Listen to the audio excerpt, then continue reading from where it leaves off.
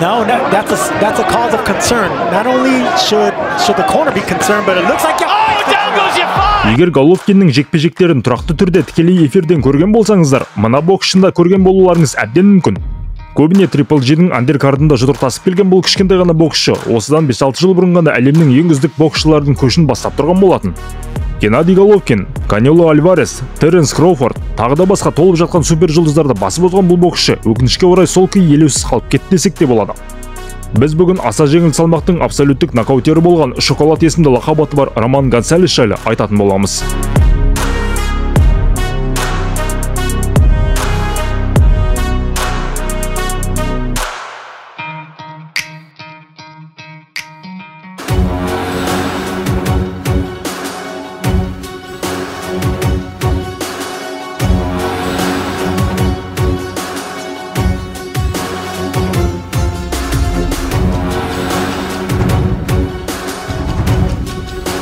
Ассалаумағалейкум достар. Әлемдік бокс жайлы қызықты ақпараттар беретін әлем боксинг арнасына қош келдіңіздер. Роман Гонсалес 1987 жылы 16 шілдеде Никарагуа астанасы Манагуада дүниеге келеді. Романның атасы, әкесі боксшылар болған екен. Бала кезінде футболға қызыққанмен әкесінің ықпалымен боксқа баруға мәжбүр болады. 80-ші жылдардың бокс аңызы болған Алексис Аргуэлоның қол астында жатқан Гонсалес әуесқой бокста 88 жекпе-жек өткізіп бірде-бір рет жеңілмеген екен. Осылайша техникасы өте мықты 18 жасар Роман 2005 жылы кәсіпқойдағы мансабын бастайды. Кәсіпқой бокстағы ең төменгі салмақ 47 келіден бастаған Гонсалес 3 жылдың ішінде 20 жекпе-жек өткізіп, оның 18-ін нокаутпен аяқтайды. Бұл салмақ үшін өте жоғары көрсеткіш. 2008 жылдың күзінде алғаш рет Никарагуадан шыққан Гонсалес Жапонияға барып 47 келіде WBA белдігінің иесі Ютака Ниидамен жұдырықтасады. Гонсалес жекпе-жекті әдетінше прессингтен бастайды. Сырт көзге сылбыр қимылдап жатқан секілді көрінгенмен, Гонсалестің бұл қимылдары алдамшы нәрсе.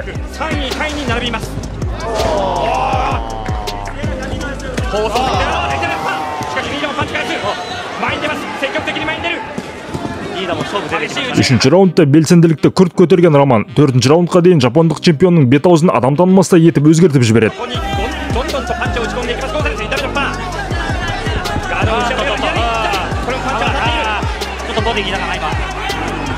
Бұны көрген дәрігерлер бірден жекпе-жекті тоқтаттырады. Осылайша Роман Гонсалес 21 жасында алғашқы чемпиондық белдігін жеңіп алған болатын. Белдігін 5 рет қорғаған соң 2010 жылы 49 келіге көтерілуге шешім қабылдайды. Бұл кезде бапкері Алексис Аргуэло қайтыс болып кетіп, енді оның орнына Гонсалестің әкесі келген болатын. Сол жылдың соңында бірден 49 келідегі WBA белдігіне шыққан Гонсалес мексикалық Франциско Росаспен жекпе-жек өткізеді. Мексикалық стилде Гонсалеспен соққы алмаспақ болған Росас 2-ші раундтағы ешқандай шанс жоқ екенін түсінеді. Бастан іштен тоқтаусыз жауған соққылардан есі шыққан мексикалық боксшы бір раундта 3 рет құлаған соң жекпе-жек тоқтайды.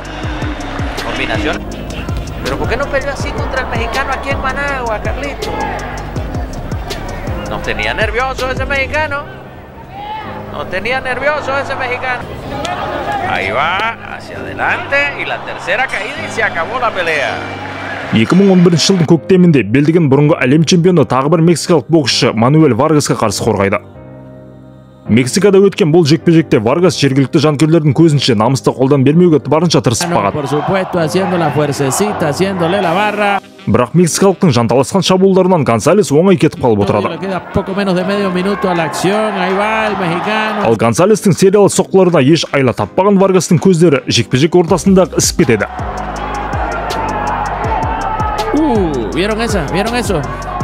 Мексикалық боксшының бар жеткен жетістігі құлап қалмай жекпе-жекті өз аяғында аяқтап ұпайсанмен жеңілуі болатын. Ары қарай белдігін қорғау жекпе-жектерінде қарсыластарды оңды-солды құлатумен болған Гонсалес 2012 жылы әлі ешкімге таныс емес боксшы 22 жасар мексикалық Хуан Франсиско Эстрадамен жұдырықтасады. Әте-шешесінде лақап аты бар Эстрада жекпе-жек бастала сала өзінің техникасы Гонсалестен еш кем түспейтіндігін көрсете бастайды. He's not really worried about what he's doing. He just takes his time, let him throw his punches and see exactly. Бұл мексикалықпен мысық тышқан ойнаудың қажеті жоғын түсінген Гонсалес қарсы соққылар өткізіп алса да бір сәтке қысымды тоқтатпай шабуылдаумен болады.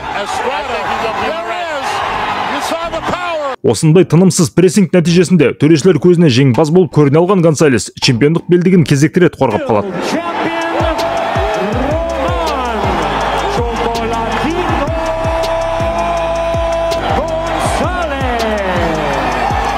Бұл салмақта 5 кездесу өткізіп, барлығын нокаутпен аяқтаған ол 2014 жылдың қыркүйегінде WBC белдігінің иесі жапондық Акира Яегашимен кездеседі. Гонсалеске қарағанда ірілеу жапондық алғашында Романның прессингіне лайықты қарсылық көрсете бастайды.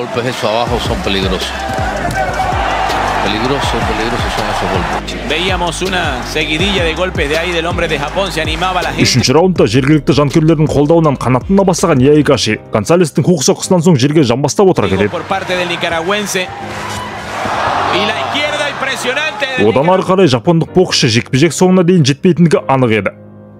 9-шы раундтақ бетін ара шыққандай ісіп кеткен Яегаши кезекті шабуылдан соң бұрышқа құлап түсіп, қарсылықты мүлдем тоқтатады.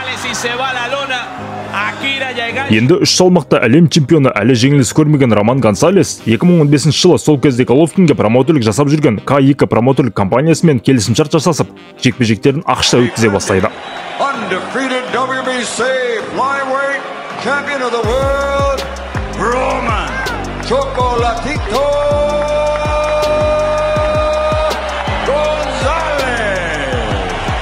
Негізінен Triple G'дің андеркардында өнер көрсете бастаған ол, алдымен бұрынғы әлем чемпионы Эдгар Сосаны 2-ші раундта тізе бүктіреді.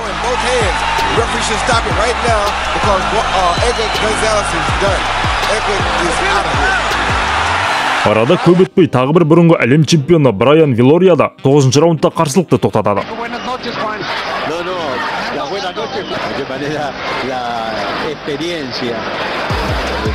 Осылайша 44 жекпе-жек өткізіп, оның 37-сін нокаутпен аяқтаған Гонсалес 2015 жылы әлемдегі ең үздік боксшылардың көшін бастап тұрады.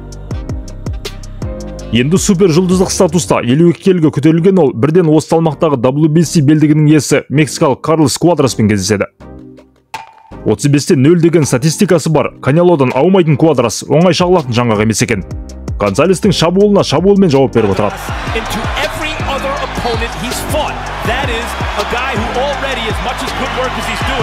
Роман бұл жекпе-жекте өзінің сұмдық прессингінің арқасында азғана ұпай айырмасымен жеңіп кетеді. Жекпе-жек біткен соң әдетте қарсыластардың бетінен көретін гематоманы Гонсалестен көрген көзге жат екен.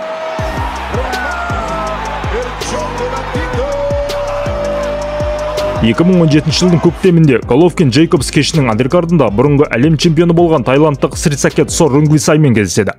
Солақай мәнерін өте жақсы пайдаланатын тайландтық боксшы алғашқы раундта Гонсалесті нокдаунға түсіреді.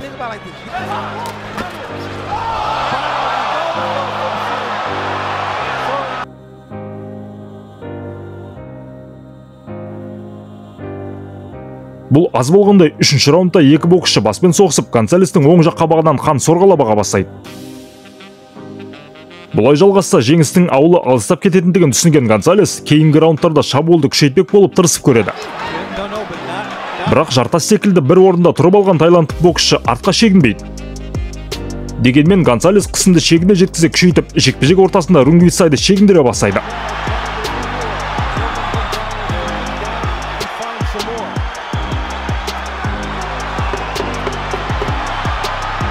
Бұған жауап ретінде бұқа секілді басын бұғып алып боксасатын тайландтық боксшы 6-ші раундта Гонсалестің оң жақ қабағынан тағы да баспен соғады. Соған қарамастан қысымды бір сәтке де азайтпаған Гонсалес жекпе-жек тізгінін қолға алып алады.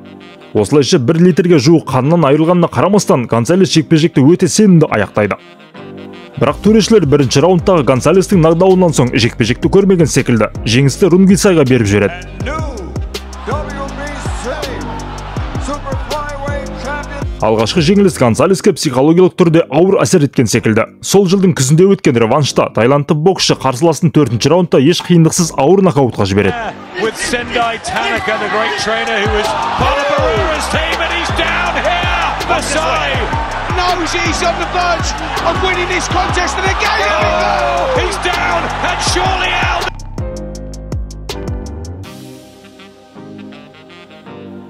Осымен Роман Гонсалестің дәуірі аяқталған секілді. Екі бірдей жеңілістен соң боксшының бұл психологиялық кедергіні жеңуі оңай болмайды.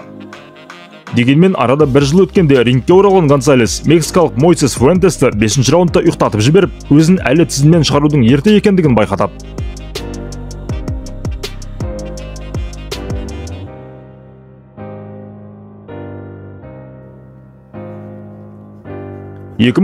жылдың басында чемпиондық жекпе-жекке шығуға мүмкіндік алған ол WBA белдігінің иесі британдық Халид Яфаймен кездеседі. Яфай алғашында Гонсалеске прессинг жасауға мүмкіндік бермеуге тырысып бағады. Басында Роман асықпайды, дегенмен 8-ші раундта қарқынды күрт күшейткен ол қарсыласын нокдаунға түсіреді.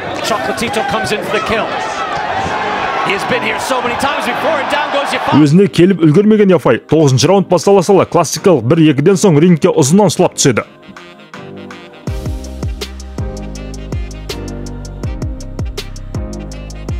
Осылайша жеңістер сериясына түсіп болған Гонсалес 2021 жылдың көктемінде WBC белдігін иемденіп алған Хуан Франсиско Эстрадамен реванш өткізеді. Эстрада бұл уақытта Рунгвицайды 2 рет жеңіп, нағыз тәжірибелі боксшыға айналып үлгерген болатын. Жекпе-жек барысында Гонсалес үнемі шабуылда болады. Эстрада негізінен 2-ші нөмірде жұдырықтасқанмен, ол да қарап қалар емес. Осылайша тең дәрежеде өткен өте тартысты жекпе-жекте бір төресі жеңісті Гонсалеске берсе, екеуі Эстрадаға берген екен. 2022 жылдың соңында Эстрадаға қарсы 3-ші жекпе-жек өтеді.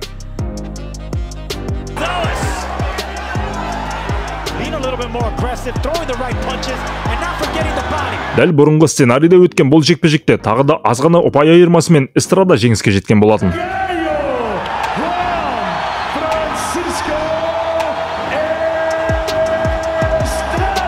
Қазір 36 жасар Роман Гонсалес мансабын чемпиондық статуста аяқтау үшін тағы да чемпиондық жекпе-жекке шығуға тырысып жатқан көрінеді.